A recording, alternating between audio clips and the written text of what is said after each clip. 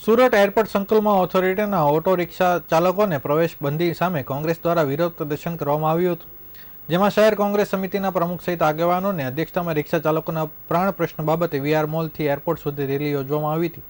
ત્યારબાદ એરપોર્ટ ઓથોરિટીને આવેદનપત્ર આપવામાં આવ્યું હતું. કોંગ્રેસના આવેદનપત્ર આપવાની સાથે કહ્યું કે સામાન્ય માણસો પર એરપોર્ટ મુસાફરી કરતા હોય છે, ત્યારે તેમનામાં અનુકૂળતા માટે ઓટો રિક્ષા તેમને પરવડતી હોય છે, ત્યારે ઓટો રિક્ષા અને એરપોર્ટ સંકુલમાં દાખલ થવા સામે ના ફરમાવવાનું કેમ? શું આ સામાન્ય જન મધ્યમ વર્ગીય લોકોને હવાઈ મથક સુધી પહોંચાડ સુધી ઊભી કરવાનો નથી? શું ઓટો રિક્ષા ચાલકો તેમનું ભરણ પોષણ કરવા માટે અંદર પ્રવેશતા અટકાવવામાં આવી રહ્યા છે? તે યોગ્ય છે કે તે સહિતના પ્રશ્નો કોંગ્રેસ દ્વારા ઉઠાવવામાં આવ્યા હતા.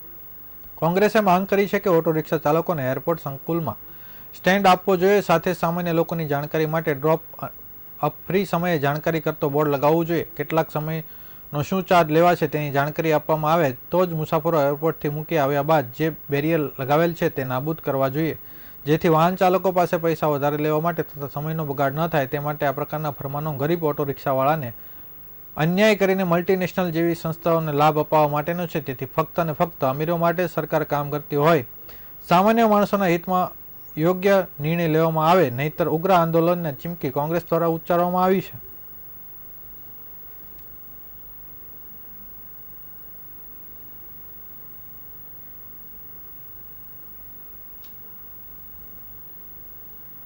कल्पेश बारोट प्रवक्ता सुरत शहर जिला कांग्रेस समिति।